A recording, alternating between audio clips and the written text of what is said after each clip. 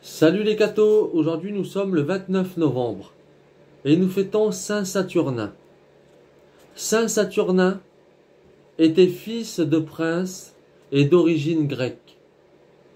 On croit qu'attiré d'abord par la réputation de Saint Jean-Baptiste, il fut ensuite l'un des 72 disciples du Sauveur et eut le bonheur d'être témoin de la plupart des faits de sa vie, ainsi que de sa résurrection et de son ascension. Après la Pentecôte, il accompagna souvent Saint Pierre dans ses courses apostoliques, puis fut envoyé par lui dans les Gaules, en qualité d'évêque.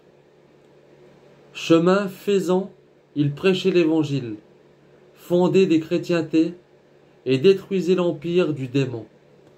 À Arles et à Nîmes, il obtient de grands succès. À Carcassonne, il fut emprisonné pour Jésus-Christ, mais délivré par un ange. À Toulouse, une femme lépreuse fut guérie en sortant de la piscine baptismale, et ce prodige fut suivi de la conversion d'une bonne partie de la cité.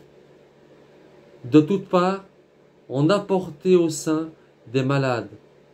Il les guérissait par le signe de la croix. Saturnin prêcha encore à Auch, puis à Pampelune, en Espagne.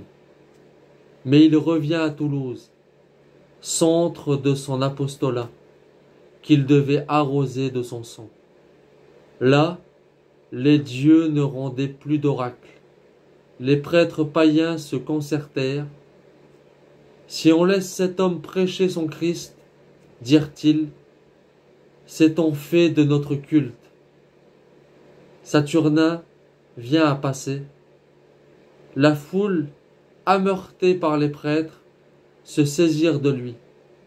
On lui crie, sacrifiez à nos dieux, ou malheur à vous. Pour toute réponse, Saturnin prêche Jésus-Christ. Dieu même confirme sa doctrine par un éclatant miracle. Car au même moment, les idoles du temple tombent de leur piédestal et se brisent. À cette vue, la rage des païens ne se contient plus. Il y avait au Capitole un taureau sauvage amené pour être immolé en sacrifice. On entoure son corps d'une grosse corde au bout de laquelle on attache le saint évêque par les pieds. Puis l'animal est lâché et frappé à coups d'aiguillon. Il se précipite, entraînant sa victime, dont le crâne est fracassé sur les marches du temple.